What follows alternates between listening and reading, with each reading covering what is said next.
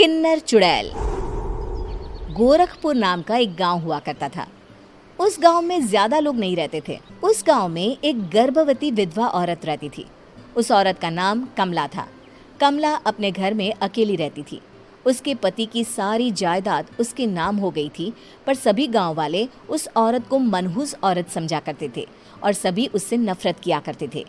एक बार कमला राशन की दुकान पर खाने का सामान खरीदने जाती है। भैया जी, जरा 1 किलो दाल चावल देना। अरे हाय हाय हाय हाय हाय हाय! अरे मनहूस औरत, मेरी दुकान में अपशुगन करवाने आ गई क्या? हैं? चल जा यहाँ से। मैं कुछ नहीं देने वाला हूँ तुझे। भाग भाग यहाँ से, चल जा, निकल। भैया जी, ऐसा मत कहिए। मैं गर्भवती हूँ, मुझे खाने की बहुत जरूरत है। मुझे खाना दे दीजिए। दुकानदार कमला को वहां से धक्के मारकर भगा देता है। तभी कमला रोते रोते उस गांव के किन्नरों के इलाके में आ जाती है। गांव वाले किन्नरों को उसी इलाके में रखा करते थे, क्योंकि वो लोग किन्नरों को पसंद नहीं करते थे और उनके इलाके में रहने से मना करते थे। तो किन्नरों ने उसी गांव में अपना एक इलाका बना लिया था। जब किन्नर लोग देखते हैं कि एक गर्भवती महिला रोते रोते उनके इलाके में आ गई है, तो सारे किन्नर कमला के पास जाकर उसका हाल पूछने लगते हैं। क्या हुआ बहन, तुम्हारी गर्भवती अवस्था में इतनी बुरी हालत कैसे है? तुम रो क्यों रही हो? तुम डरो मत, हम तुम्हें कोई नुकसान नहीं पहुंचाएंगे।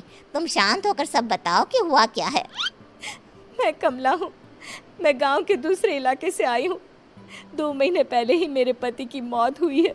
मुझे गांव के लोग मनहूस मानते हैं, क्योंकि मैं विधवा हूँ और गर्भवती भी। वहाँ के लोग मुझे खाने के लिए कुछ बेचने के लिए भी तैयार नहीं, जिससे मेरा गुजारा नहीं हो रहा था। कोई बात नहीं कमला, हम तुम्हारा ख्याल रखेंगे। किन्नर लोग कमला को एक खाली घर में रहने के लिए जगह दे देते हैं और उसकी देखभाल भी करते हैं। कुछ ही महीने बाद कमला अपने बच्चे को जन्म देती है, पर अफसोस, कमला बच्चे को जन्म देते ही अपनी जान गंवा देती है। जब सब किन्नर बच्चे को देखते हैं तो बहुत खुश हो जाते हैं, क्योंकि वो बच्चा भी किन्नर ही था। कमला ने एक किन्नर बच्चे को जन्म दिया था। अब इस बच्चे की देखभाल कौन करेगा? हम तो इस बच्चे को गांव के दूसरे इलाके में भी नहीं भेज सकते। और तो क्या हुआ, इस बच्चे की माँ नहीं रही तो हम इसे पालेंगे। अब ये हमारे इलाके में रहेगा, हमारे साथ रहेगा। फिर वो किन्नर उस किन्नर बच्चे को गोद ले लेते हैं, उसका नामकरण कराते हैं। उस किन्नर बच्चे का नाम शक्ति रखा जाता है। देखते ही देखते शक्ति बड़ी होने लगती है। उसके रंग रूप बहुत सुंदर थे। वो बहुत सुंदर किन्नर दिखती है। एक दिन शक्ति एक किन्नर से पूछती है, माँ जी सुनिए ना, ये गांव के दूसरे इलाके में भी तो लोग रहते हैं, तो हम वहाँ क्यों नहीं जाते? हम उनसे अलग क्यों रहते हैं? शक्ति, क्योंकि वो लोग हमारे जैसे नहीं, वो लोग हमें पसंद नहीं करते, इसीलिए हम उनसे अलग रहते हैं। क्यों? वो हमें क्यों पसंद नहीं करते? मुझे एक बार उस इलाके में जाना है। मैं एक बार वहाँ जाकर घूम कर आऊँ। शक्ति, खबरदार, जो तू उस इलाके में कभी भी गई तो अपनी जान नहीं गंवाना चाहती तो उस इलाके में कभी कदम भी नहीं रखेगी, समझी? इतना कहकर वो किन्नर वहाँ से चली जाती है। शक्ति उस किन्नर की बात सुनकर बहुत रोती है। माँ जी, ऐसा कैसे कह सकती हैं? उन्होंने इतनी सी बात के लिए मुझे इतना डांटा। अब तो मैं उस इलाके में ज़रूर जाऊंगी। फिर एक दिन शक्ति गांव के दूसरे इलाके में चुपके से जाती है। ये लोग तो हमारे जैसे ही इंसान हैं, तो ये हमसे नफरत क्यों करते हैं? जब शक्ति उस इलाके में पहुंचती है तो गांव के सारे आदमी उसके रूप से मोहित हो जाते हैं। वो लोग ये अंदाज़ा नहीं लगा पाते कि वो किन्नर है। शक्ति की सुंदरता देखकर सारे गांव वाले उसकी तारीफ करने लगते हैं।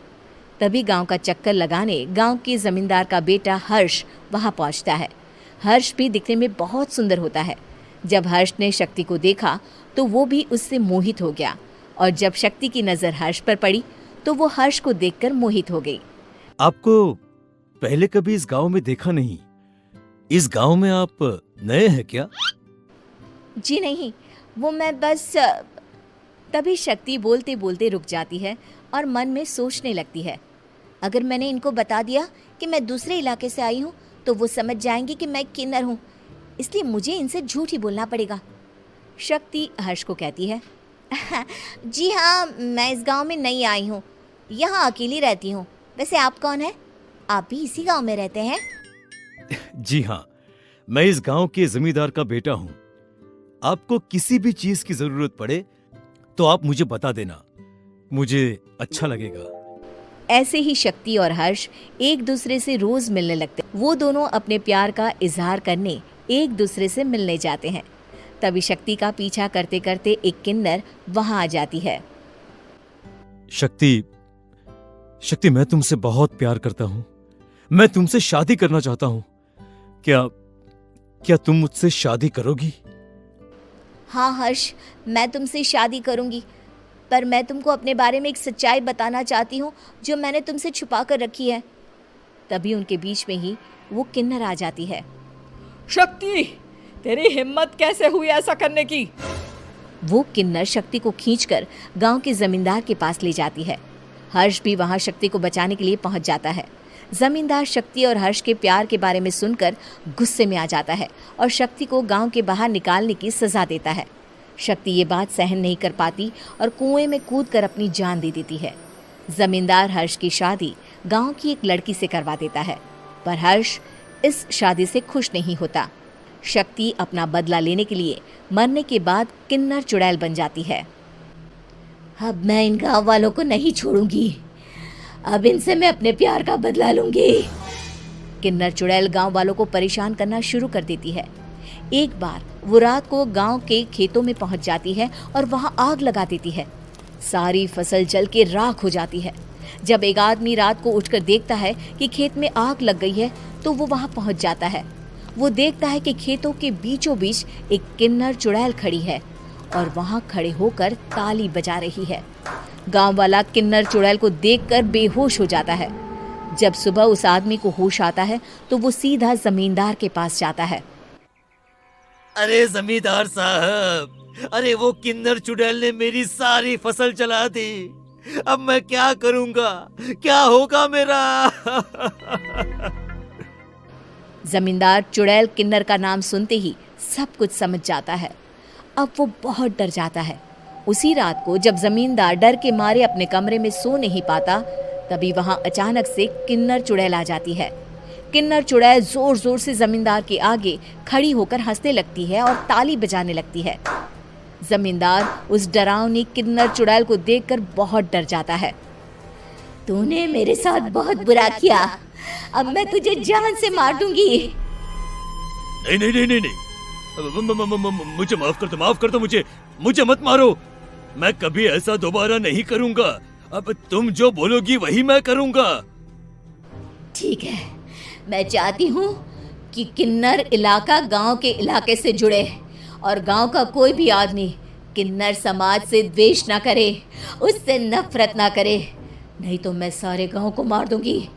और तुम गांव में एक नया कानून बनाओ कि अगर किसी ने भी किन्नर समाज को हानि पहुंचाने की कोशिश भी करी या इनसे भेदभाव करने की भी कोशिश करी तो उनको कड़ी से कड़ी सजा मिलेगी। हाँ हाँ हाँ हाँ, मैं ऐसा ही करूंगा। तुम जो बोलोगी वो मैं करूंगा, पर मुझे जाने दो प्लीज। तब वो किन्नर चुड़ैल वहां से चली जाती है। गांव का जमींदार किन्नर चुड़ैल का कहा मानते हुए दोनों इलाकों को एक कर देता है और नया कानून भी लागू कर देता है। तब से वहां किन्नर समाज और बाकी गांव वाले शांतिपूर्वक रहने लगते हैं।